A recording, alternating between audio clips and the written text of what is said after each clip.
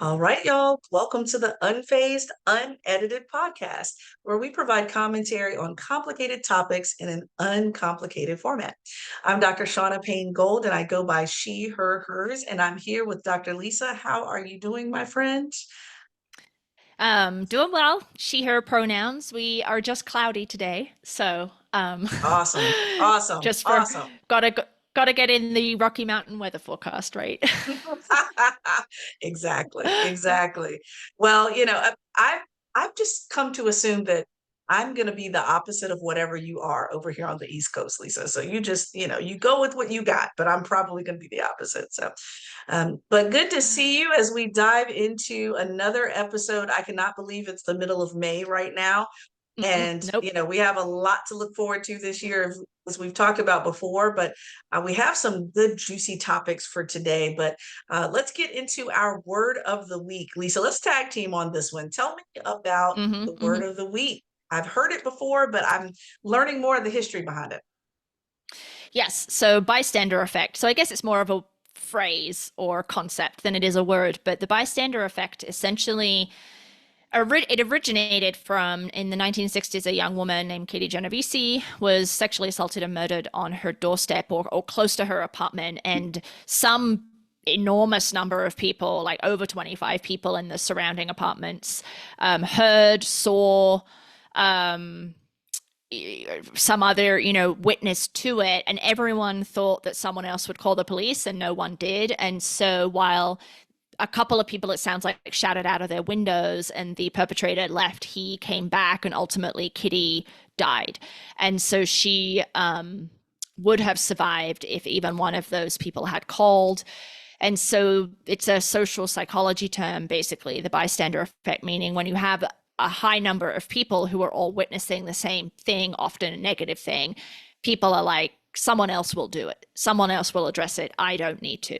And so then it doesn't get done. So that's the bystander effect. And it is still very much alive, although Of course. changing because of the nature of technology, right? So, yeah. Oh, yes, absolutely. Absolutely. Yeah, I think it's interesting because, Lisa, to kind of tag team with you on the bystander effect, I've been working with a number of clients that are instituting trainings that have traditionally been called bystander trainings. And once they found out about a bit more of the history and the roots of the term bystander effect, that's when we've tried to reframe it into upstander.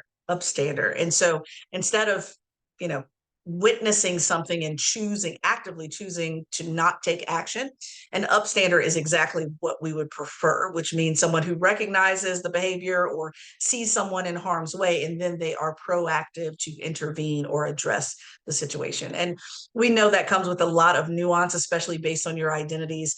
I asked my son, Trey, what would you do at school if something were to happen? Would you intervene directly or would you do something else? What would you do? And he said, well, Mom, I'm a seventh grader that's, 180 plus pounds and 5'5". That can be interpreted differently. I'll probably pull out my camera to support, but I don't think I can intervene without something bad happening to me because of who I am. So that level of nuance, and then we can, interchange other identity groups as well. And some of the concerns I'm thinking about our Asian siblings in New York City and other metro areas that have had documented harm against them. Yeah, it's a lot of nuance to it, but I'd rather have action than inaction, you know? Right. So Right. I appreciate the history behind it that I didn't know. And now that gives me more to speak on when it comes to why upstander behavior is so important. So um, hmm I hmm think it's something I wish more people knew that story, because if they did, it gives the privileged understanding of the Good Samaritan story. It gives that a whole different twist, which we can talk about later. Right. But oh, that gets kind of interesting. Yeah. Yeah. Something actually just popped into my head, not to extend this too long, but upstander, Mhm. I'm wondering if that is perhaps ableist or even Right. bystander, right? Right. Exactly. Exactly. And we have that Mm, conversation too. Is that, well, what does mm, that mean if folks misinterpret that as well? And so right. yeah, I'm desperately seeking for a word that better describes it. And sometimes we have to incrementally move from words that people Right. understand widely and move incrementally away. But you're right. I Yeah. thought about that too. It's like, that feels Mm, that feels off. Both of them feel not quite right. Upstander feels closer, but not exactly there. yeah. Not quite there. Yeah. Yeah. Yeah. All right. Well, hopefully we have provided you all some education around that. If you have Mm, suggestions for a different word for upstander, then do let us know. But let's shift into please. phase one. What do you have, Dr. Gold? Yes, yes. Please send us suggestions. But phase one kind of dovetails off of that because, as I mentioned before, there are a lot of folks that try to implement various types of trainings, whether it's called bystander training or upstander training, whatever type of umbrella of DEI training. What I think is really important to think about is what works and what doesn't. I'm thinking about for example, Lily Zhang's book, DEI Deconstructed, where one of the first chapters in the book talks about all the different DEI trainings, education, workshops, professional development that didn't work and why, right? And so, as we get deeper down into that, I had a article from the Winters group that hit my email box that talked about this very topic around DEI training. It doesn't work by itself. And then it gets into a little bit of a laundry list as to what do you need in place to make sure it does have a chance of being successful. A few things they mentioned on their list that can help would be certainly not letting the training be a one and done situation. There need to be ongoing conversations, supporting BIPOC folk that are directly affected by whether the training works or not, amplifying those very same BIPOC voices as well. To me, Lisa, that really felt like when BIPOC people name a harm or a danger or a exclusion, believe it. Believe what they're telling you. This is not a figment of their imaginations, and it's also not. This should not be a gaslighting situation for them. So amplifying their voices, continuing it as a series of ongoing professional development, not just one thing. Assess whether it's working or not, which Lisa, we need to have an offline conversation about that because more and more of that has been coming up. And I know that's your area.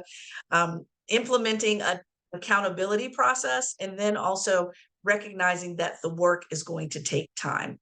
And I felt grateful and a little bit selfishly validated by this proposed list because it really intimated some of the questions that I asked potential clients before they asked me to come in to do something. So, for example, do you have a larger DEI statement and or DEI plan, action plan, strategic plan? Is that in place? And am I being asked to come in as one part of a larger system that you're trying to install?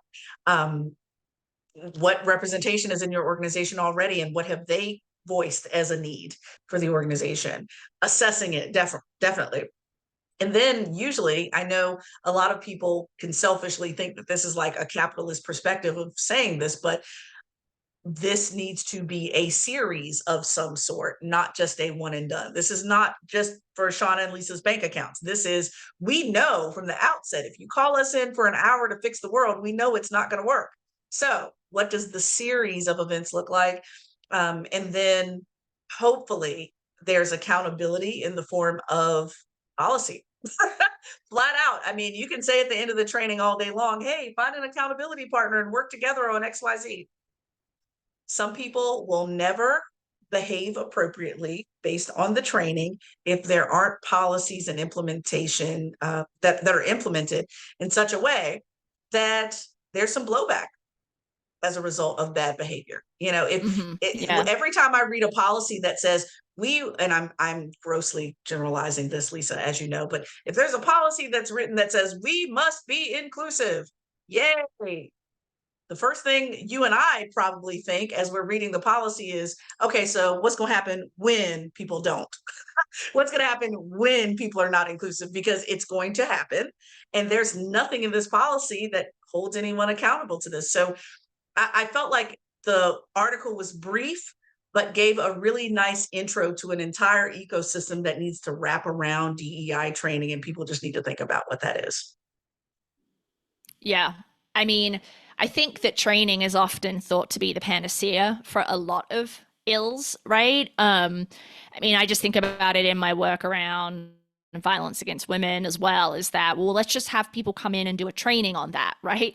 And we know that the research shows quite extensively that these one and done programs, trainings, however good they are, however on point they are, really don't move the needle. Like they create knowledge, right? So now I know more than I did before, but knowledge on its own isn't enough necessarily to change my behavior or my attitude.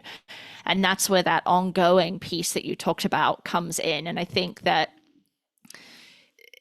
very few organizations realize that there is an ongoing commitment that's needed, right? It's a check a box. Let's just do this one training. Then we can say that we've provided the education. And then, like, you know, shock and awe that later down the road, their complaints of discrimination haven't gone down. You know, like it's quite mind blowing to me, but there's just this desire not to put more thought or time into it.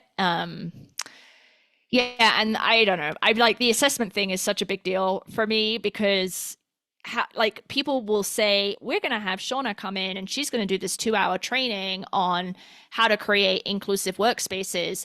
And we want to evaluate whether after the training, our workplace is now inclusive, you know? And it's like, well, you can't do that. Like, it's not going to achieve that. That's like a significant transformation that 1-2 hour training, as good of a trainer as you are, is not going to create that level of transformation in the workplace. Right. And then Yes. now Yes. yeah. So I see that all the time, this expectation of these massive things like we want to end sexual violence and we're going to have our college students have a 1-hour presentation on what sexual violence is. Well, that is not going to end sexual violence. Like it's going to contribute to greater knowledge about why sexual violence happens. It's not going to end it.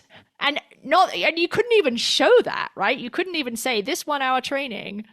It's just not even possible to demonstrate. And I just think there's just a lack of understanding there. So I really appreciate this list, I guess. That's my long Yeah. way of saying this is a really good Yeah. list for people to think about. Yeah. Yeah, yeah. Well, you know what got me too, Lisa, is that, you know, and you know this much better than I do. So my years at College Park were primarily spent doing assessment of DEI programming for students in particular. And oftentimes folks use words like survey or assessment when they really don't mean a training assessment. Sometimes they're saying satisfaction, right? So for example, some of the most dissatisfied, if you want to label it that, dissatisfied individuals that walk out of my trainings are the ones that are most impacted because you can see the tension between what they thought they knew and what they now know. And so, you know, they walk away ticked off, or this is a lot of language, or I feel overwhelmed, or, well, you know, I've been aware of this, but I didn't know what to do. And sometimes it's the client is asking for how satisfied were people with the training, which to me actually is not very helpful at all, because you can have somebody wonderful and charismatic come in and do what feels like a great training, but you see absolutely zero change of behavior. You see absolutely zero accountability that's built in. And you actually see, and I hate to say this, but it's the truth, you actually see behavior get worse, because then you've taken away the veil of ignorance where people now know that they may be doing bad things and yet they continue to do them.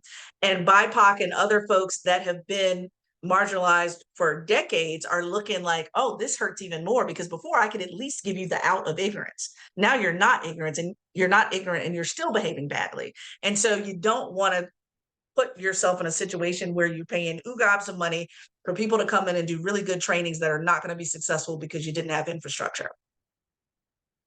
Not going to work. Right.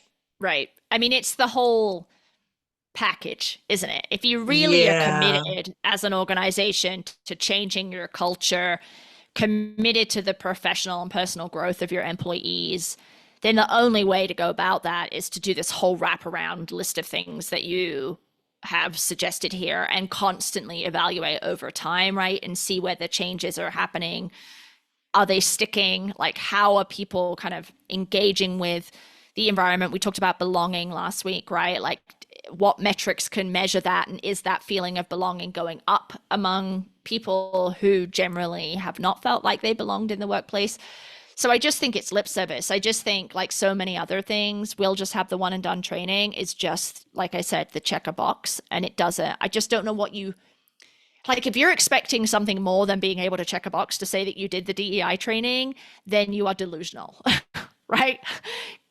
Like, it's just not going to happen. It's not. And Lisa, what I try to use, I use a couple of different analogies for this, but please weigh in on these in regards to how long it takes, that last point that the article made, recognizing that this work is going to take time, right?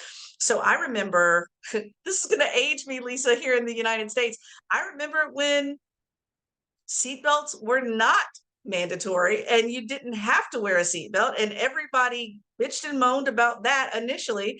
And now it's built in, baked into systems where, Lisa, I guarantee you, if you and I both get into our separate cars, a bell or something is going to ring, ding, whatever, until we put the doggone thing on, because it's baked into our system of driving now. You see the big signs on the highway, all of this, it's baked into policy and accountability. Everybody had a small fit when that was going on. And now, Lisa, you're going to love this. I don't know how it is in Colorado, but here in my county, in my state, in Maryland, they just now flipped over to the bag ordinance, where they're no longer giving plastic bags to people that go into stores. And so whether it's a grocery store or a convenience store or what have you, you can pay for, I think it's either 5 cents or 10 cents. You can pay for a paper bag, but they're not going to give out plastic bags anymore. Witnessed, Lisa, I have witnessed people have close to a breakdown in the doggone market when they're checking out, because they find out they've got to pay 50 cents for 8 bags, because they're not used to it yet, because it's not baked into the culture yet, because it's so new. I think it might only be, I don't even think it's 6 months old yet. And so with that, satisfaction is not the question. These people were initially dissatisfied when these new, protocols, policies, procedures to protect ourselves and to protect the earth, when they were implemented. Do you really think that you're going to have a quicker effectiveness than these major laws in this country? No way. And so it just takes time. It takes time, and people need to kind of pack their patience here with things. So. Yes, they do. And something you said is the perfect segue into our phase 2. You said about people behaving badly. And, here we go. Here we go, y'all. Here we go. So this is the time of the week when Lisa gets on her soapbox. But we couldn't not talk about the Supreme Court case with Trump's lawyer arguing for absolute immunity for the presidency. It happened a couple of weeks ago now, but obviously the news media is still buzzing from it. I don't know if any of you listened to it, but I did listen to some of the oral argument, and it was quite shocking, to say the least. But for those of you who have been under a rock and unaware of this, essentially Trump is arguing that as president, he has absolute immunity, because it would be impossible to be a president if you are constantly concerned about the threat of criminal prosecution once you left the presidency. It's an absolutely ridiculously authoritarian argument, right? Like, the United States was founded on the principle of not giving any one person that level of power, because they were fleeing a monarchy where an individual did have that level of power, right? The framers did not write presidential immunity into the Constitution, and there is documented historical evidence that the conversation was had and that didn't happen. And we have operated on nearly 250 years of the assumption that presidents are not above the law, right? Like, that's kind of been the status quo. Because back when Nixon was pardoned for the Watergate stuff, like, he wouldn't have needed the pardon if presidents had immunity from criminal prosecution, right? That's right.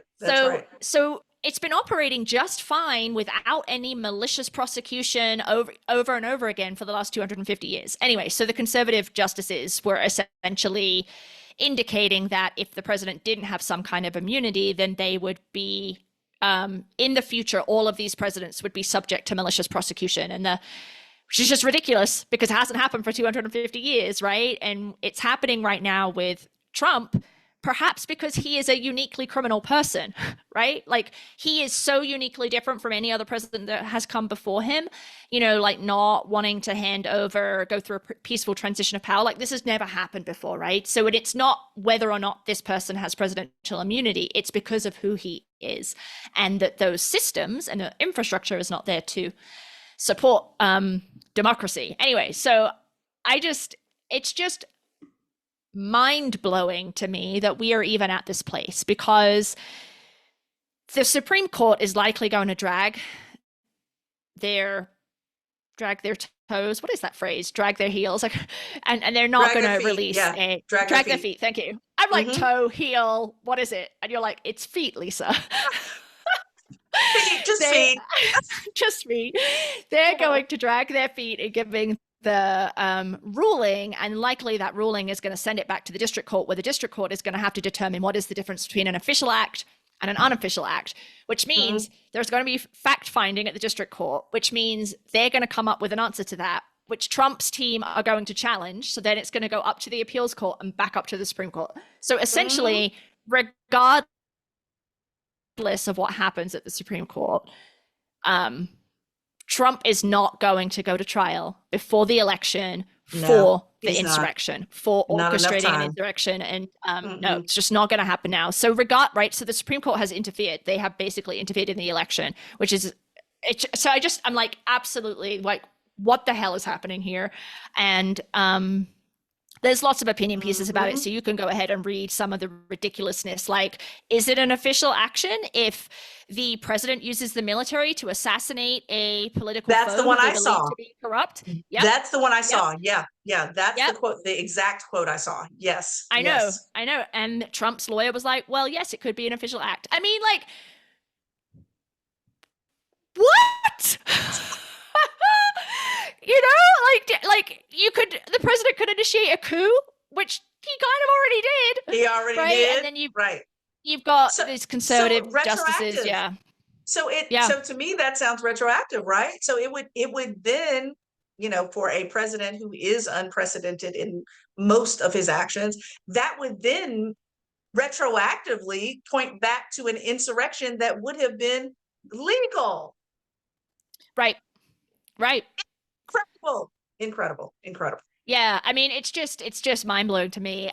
And I think about the threat to democracy, and I think about this upcoming election, and we've talked about disenfranchisement before. We've talked about conspiracy theories and kind of simplification, and that folks, some folks don't have the time. Other folks do have the time and just choose not to be educated on the complexity of these situations. But this feels very cut and dried. No, the president does not have presidential immunity. If that was intended, it would be in the Constitution. It is not. Plus, you were fleeing a monarchy, so clearly you don't want another monarchy. Right. But right. Exactly. Anyway, I don't know. Like, it's. I mean, much like the Rwanda conversation we had last week. I don't even know, like, I can't even articulate myself as to how unbelievable this is. Well, and again, it is, I feel like we're in a place now, especially when it comes to unprecedented behavior by 45, is that we can't throw, what's that phrase? You can't throw the baby out with the bathwater, right? There are some things about this country that have worked, including 250 years of being sure that we were not a monarchy. We are not, in fact, it probably is republic leaning, but definitely not a monarchy unless you say things like this, where someone has complete power. What's the phrase? Complete power, absolute power corrupts absolutely. That's where we are with this right now. That's where we are with it. If you give that type of power to anyone, I don't care if it was, now 45 is documented as much more dangerous, but I don't care what president is in place. The entire structure of the United States was built to piece by piece dismantle the ability to even think about doing that. So if that's the case, then why do you have a SCOTUS? And why do you have any of the big three? Why? Right. Why would you even have them? right? So yeah, Yeah, checks and balances. Hmm. no. We're not balancing nothing. We are leaning towards the president who will happen to be 45, and once he does something heinous or wakes up on the wrong side of the bed one morning and decides he wants to do whatever, we're going to make it legal for him to do so. Right. I mean, it's just ridiculous. I mean, talk about like thinking about the Ridiculous. bystander versus upstander, or together even, right? Like the number of people who are in a position to Mm-hmm. stop this. This from And happening. Yep. previously, right? If he had just been Mm-hmm. impeached, if there had just been a few more Republicans with some spines, That's then right. he wouldn't even be able to run again. And so Mm-hmm. at all these moments, there are people who are not upstanding, right? They are not saying integrity, morality, doing what is right is more important than my own accrual of power. Mm-hmm. They are choosing power, to your point, absolute power corrupts absolutely, right? And Mm-hmm. supporting Mm-hmm. this, and Justice Jackson said something to the effect of, what is the disincentive for a person, for a president who has immunity from criminal prosecution, while, to not have the presidency then become kind of this seat of criminal, Right. like Right. a hotbed of criminality, essentially, right? Right. Like Right. there's no disincentive, right? They can do Mm-hmm. whatever they want because you can argue anything is an official action. That's right. That's exactly Yeah, right. yeah. Exactly. Well, and to your great point on that too is, again, how far will it go? I think what's interesting is, so I don't know if you remember, this was, I'm trying to remember who wrote it, but it might have been Beverly Tatum, who had this moving walkway of race, where it was talking about how you're trying to go in the right direction, but the system of racism is pushing you back in the other direction. Very similar to when you go to the airport and you're on that that walkway that moves you. And so you can be trying, I mean, you can literally be running in the opposite direction, but it's still slowly but surely pulling you closer to racism, right? We created something very similar when it comes to these concepts of bias and precedent, where there's the moving walkway of bias, is what we've called it. We changed it from just race to bias generally. The moving walkway of bias, there's one person who is perpetrating the bias. Then you have two people that are the bystanders, but they're bystanding in two different ways. One of them is, I literally don't recognize what's going on here. Maybe I'm not educated enough. Maybe I'm just not paying attention, but I don't recognize that there's a problem here. Then you have another bystander that does know that there is a problem, but they're not doing anything about it. And then you have the person that's actively working against it. And I think that's the challenge, is that we have two different types of bystanders that go on quite a bit. And to your great point around people growing spines, I think we have more people that are bystanders that see the problem, but they don't want to take action on it. And to me, that feels like the more aggressive, egregious, and violent bystander. Because, Lisa, if God forbid, knock on wood, if you go out here right now and have a car accident and I'm not aware of it even happening, then obviously I'm ill-equipped to do anything about it. But if I am right there, feet away, I see it, I hear it, I've witnessed the entire thing, and I do nothing about it, wouldn't that feel a bit more heinous to you as the person that's the recipient of the violence and the one that can be in harm's way and possibly lose their lives? The bystanders that have continued to be witnesses to this man, part of me is like, okay, we're very clear that people are going to misbehave. 45 has egregiously historically misbehaved, but we could just go with any person that misbehaves. There are going to be people that misbehave. I feel more disappointment for the bystanders that see the misbehavior than the actual person misbehaving, because now we know to expect it from him. That's his MO. That's what he does. Like, we would be hard pressed to find him actually behaving properly. But people who see it and don't do anything about it, that's what freaks me out. That's what freaks me out. Yeah, And especially when yeah. they're anywhere, especially in roles of power, where not only do Mm, they see something and they're educated enough to do something about it, they also have the power to do something about it. yeah. But whose power Yep. is more important? Theirs, his, definitely not ours. Definitely not ours. Right. Right. You know, I haven't read Liz Cheney's book, but I was listening to someone who had, and they were recounting that I guess many people said to her on that second Trump impeachment vote that they were scared to vote to impeach him because of threats of violence that they might experience. And so that's a legitimate Mm-hmm. fear, right? But I guess Liz Cheney Mm-hmm. was essentially, then you need a different job, right? Like, then you can't be an elected representative if you're not willing to do the right thing and vote when it's clear. This is clear. This is a clear high crime and misdemeanor. And you know it is, but you don't want to do it because you fear for your safety of your family. And so it's balanced. So I think there are some people that were in that group that felt they couldn't because they would get threats. And I believe that they would get threats, certainly. But Of course, yeah, of yeah. course, they would But get I threats. think, yeah.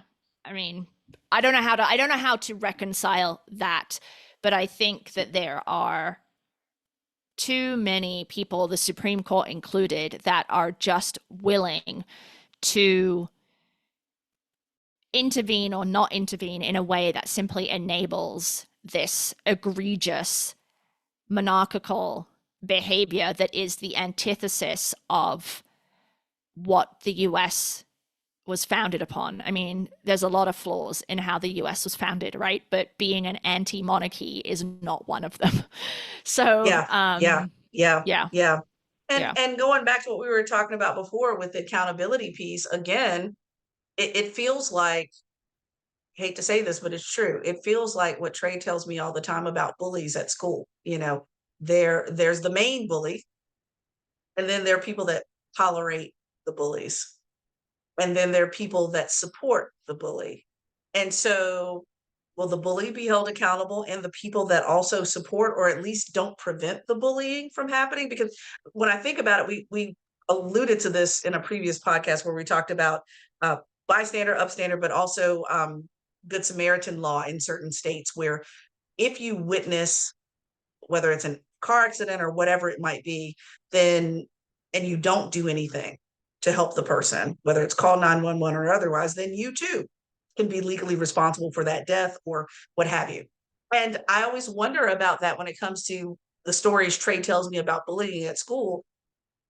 The people that witness it and do nothing, who's going to be held accountable for that? The people that threaten kids that want to do something about it, are they going to be held accountable, to the point where we then start to turn the tide of culture to say we're not going to tolerate bullying, and we're also not going to perpetuate a culture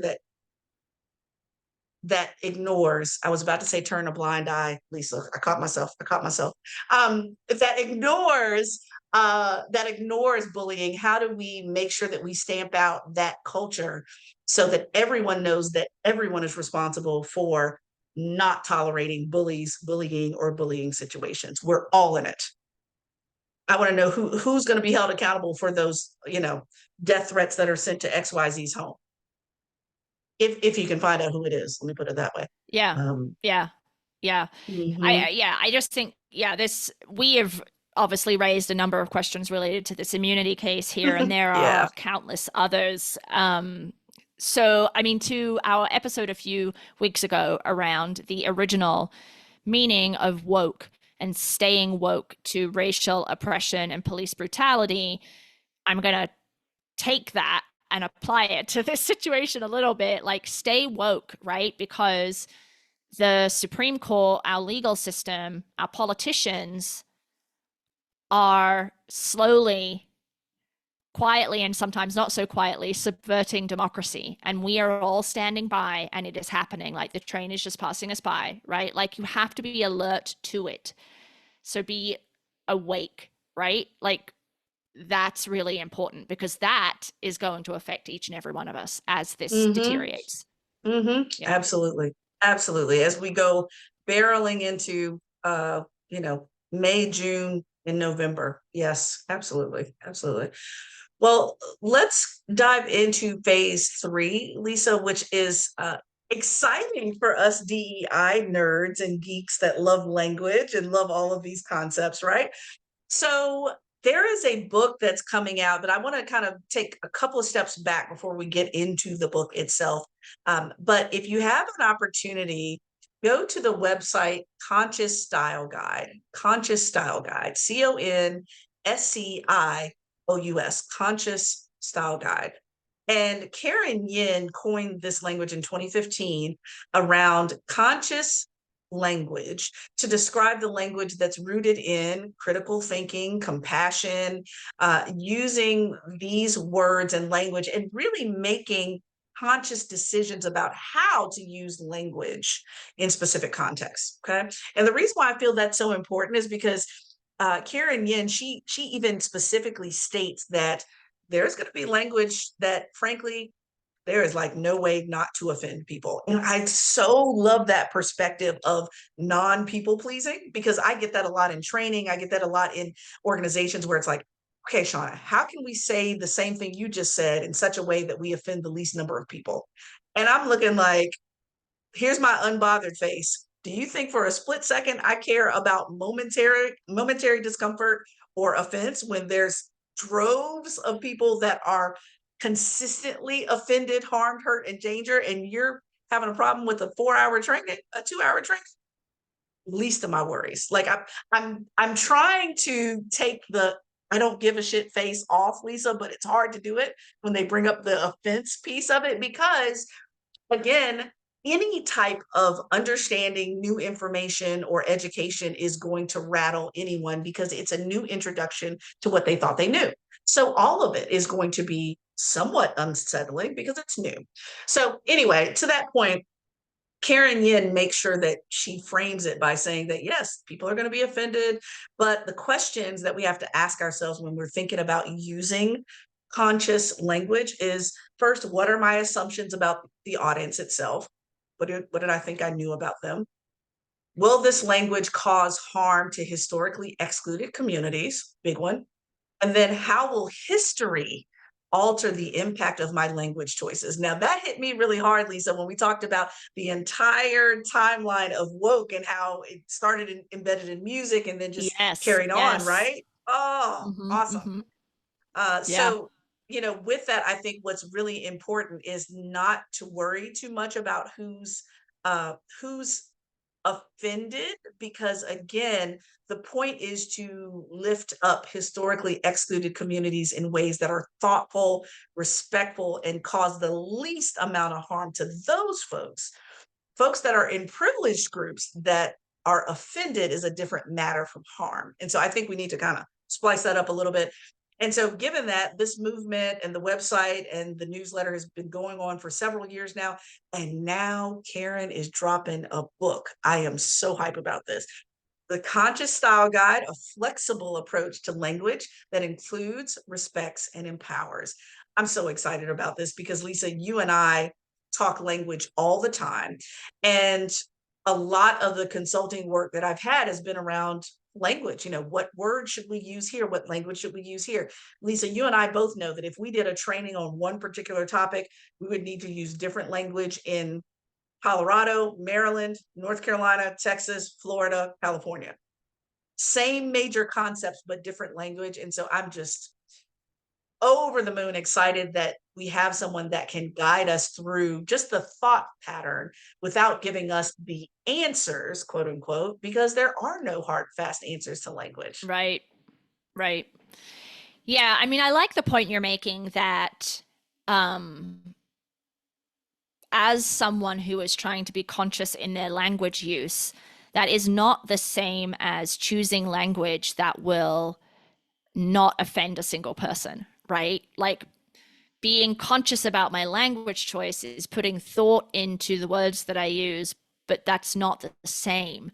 I really like that distinction because I think we can sometimes get too hung up on or, kind of stuck by how to phrase something because we are concerned with how it might land on 1,000 different people. And that's not that that concern should be completely absent, but we should be thinking about the folks who are most marginalized, most vulnerable, right, over just kind of everyone writ large. So that's a really interesting point. And I'm wondering, does her website, or have you come across the ways in which like grammar is used as a policing structure, particularly around gender?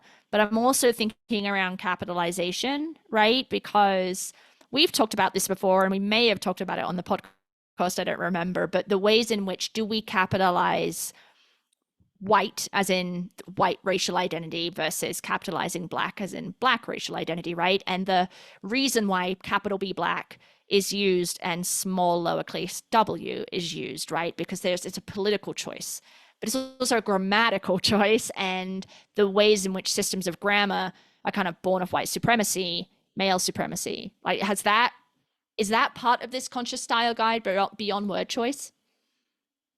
Oh goodness, yes, the frameworks are so helpful because yes, absolutely. It's a few things to think about. And historically, I haven't, obviously the book doesn't come out until May, the end of May, end of this month. But based on the newsletters that I've been subscribed to for quite a long time, several years, and looking at Karen's website and so forth, it does once again give that framework because, for example, one of the most recent articles, to your point around capitalization, uh, correct grammar. For those that are listening, I'm doing air quotes right now with my fingers. What I think is so powerful about the frameworks is that calling out those frameworks that continue to colonize language, right? So, for example, some of the major topics that I've been reading up on from her have been around, for example, gender and religion, right? How often have we gendered God in a very specific way, right? Or, for example, when individuals try to use grammar as a policing of language, when in fact grammar, we know this, Lisa, anyone that's studied English in the United States knows that there's usually a 1, 2, 3, 4 ABCD definitions, and many of those inclusive pronouns are in the BCD 2, 3, 4 versions of language, but people choose to overlook that, and they've been there all along. So, I think these types of querying frameworks that we thought were helpful, but they were hurtful, is again muddying the water when it comes to thinking about language, because it makes you rethink. For all of us who have learned English as our first and sometimes only language, it makes you rethink everything you thought you knew about the English language from the beginning. And that's what it kind of reminds me of that book, Lisa, I told you about before, Lies My Teacher Told Me by James Lowen, that goes back in American history and reframes it. Somebody needs to maybe this is the grammar version of that, where let's rethink everything we thought we knew, including the fact that so many languages don't even need gender. They don't even use gender. We just happen to be one of the languages that do. Or querying, for example, the validity of language that is unwritten and only oral. Like there's so many different angles that I'm sure that Karen is going to have to come up with you know, 2, 3, and 4 of this book, but she has done that in the past with the newsletters. So I'm fully anticipating that a lot of that is going to come up Mm. in this work as well. So Yeah. It's like language is evolutionary in the sense that, over time, when you think about English as one language, right? And you think about mhm, English that was spoken back in the Middle Ages vis-a-vis English that is spoken now, there's significant shift in spelling, pronunciation, meaning, right? Like the context in which you mhm. might use a word, it's all different. But that That's right. evolution is not neutral. Like it doesn't That's right. happen in a vacuum because language is not a sentient being, right? Like it's not making Hmm. decisions for itself. Decisions about what is and is not correct English language use, or in that Hmm. matter, Spanish or German or French, right, are being made Hmm. by humans. And That's right. they are mostly being made historically by white Uh-huh. male humans, right? That's right. Um, That's right. so That's right. that's a really interesting way to think about how we understand what to be right and correct today. And I think about that as an editor. Like I'm an obsessive editor, but I'm always thinking about, is Hmm. this edit necessary, right? What systems am I calling into the space by making this edit? Is this just Lisa being picky, or is this based on grammar? but where is that grammar coming from? So I'm always having this conversation to myself. I'm still a ridiculous editor, and I'm working on it.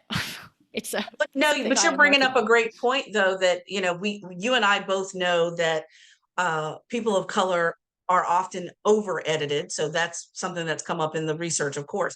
But then the other piece too, because, as you and I both have had to edit, critique, grade, whether it's a paper or otherwise, when I'm reading something, is the proposed edit that I want to add, is it simply a preference, or is it more accurate, or is it Right. going to provide Yeah. more value? Right. So you and I, like Kendrick, my youngest son, y'all. So usually we would say grilled cheese. This boy has said cheese grill since forever. Okay. He loves cheese grill. And I refuse to correct him on that, right? Because it doesn't devalue what I know he wants and what we know we're going to have.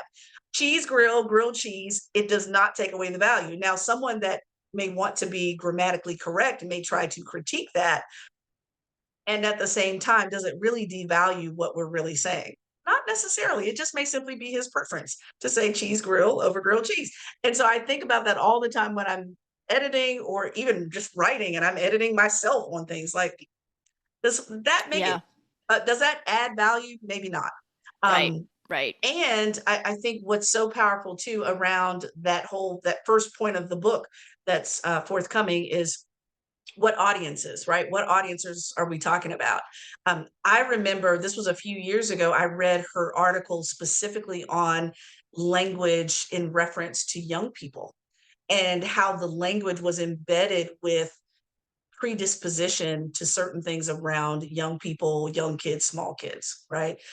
So, for example, the assumption that kids, especially teens, are lazy, selfish, or, with older people, oh, they're feeble or senile or what have you. And so she used the example of what's the immediate picture when you use a word, right?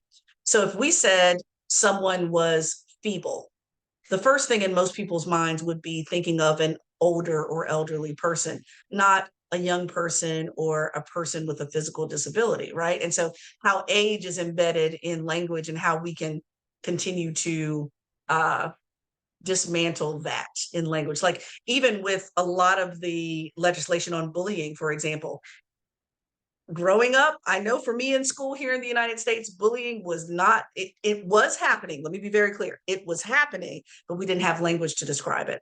And then it evolved to your point, where bullying evolved to let's describe what's happening at K through 12 schools. Then it evolved into, oh, the same bullies that were bullying people in school grew up and went to work and now they're still bullying people. So now bullying does not just hang out within K through 12. It's everywhere in the language, right? And just rethinking our thinking. It's a very metacognitive way to think about the words that we use. And I don't think it's nitpicky in that I do believe that, Lisa, you and I have said it a million times, language is liberation.